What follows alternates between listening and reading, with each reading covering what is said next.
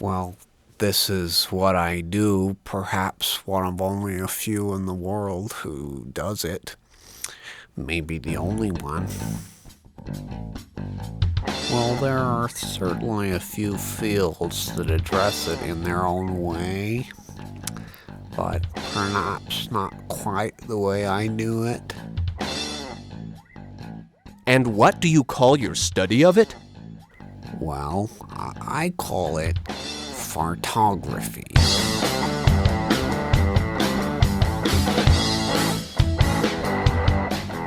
Now tell me a little more about fartography. I mean, if you had to define the science of it, what would you say it is?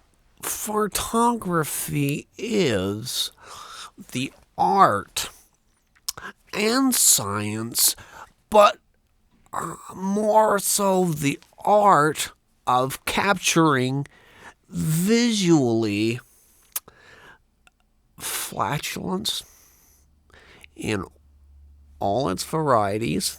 I'm not sure how to respond to all of this, but please tell me more. It's important that we understand the basics of sound.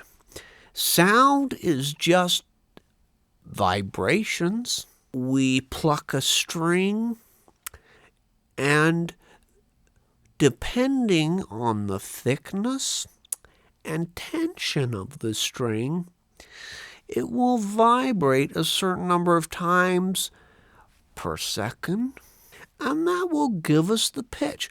The more vibrations in a given time period, the higher the pitch. The sounds we make from our bodies have to deal with the tension that we give a vibrating surface that is the opening to a passageway of air.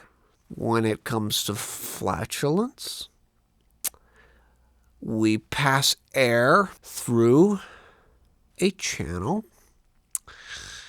and at the opening of that channel is a malleable surface that vibrates and gives us a pitch dependent on tension, air pressure, several factors. And that's how we get different types of flatulence. We can go ahead now and look at some examples of flatulence and see what they look like. Have you ever wondered what they look like? Here is our basic waveform of a fart. We have the attack, where the fart starts and followed by the tail. And we can play this example a few times to just give you an idea of what it is. Here we go. Once and a second time. We have duration and amplitude represented on the axes. More importantly for me, though, on a fartograph is spectral representation. Amplitude is now measured by color intensity, and pitch is represented on the vertical axis in hertz.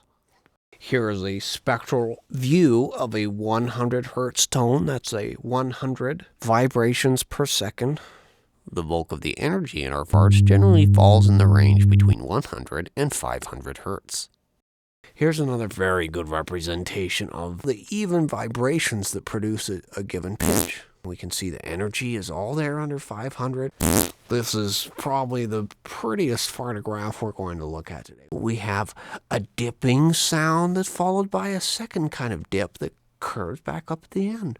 And it's almost like a curtain. It's just very attractive. And that's the sound it makes. We can tell that by the fartograph.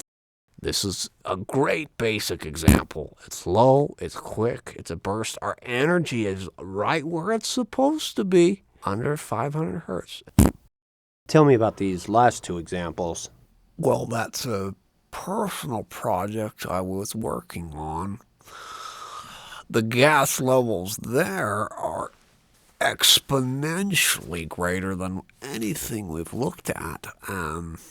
As we see, we've got bands of hot air coming through here in a few different places, but mainly it's kind of spread across the board, just a lot of hot air.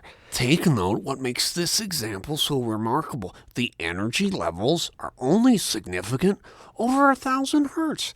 There's no real substance there. Here's another one where It seems at first there's a lot of energy to it, but we see by the end, all the energy is close to 1,000 hertz.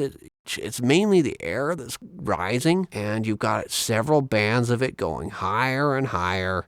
There's a lot of hot air there, and that's a good thing. If there were substance to flow with that hot air, it could be scary. So what is the source of these final examples? Well, what we've been looking at are spectral representations or fartographs of empty campaign trail promises.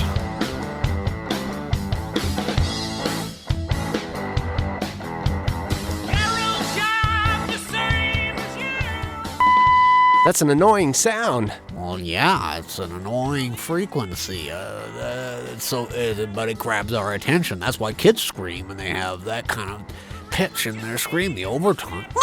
Mommy, wake up, feed me, give me food. You know.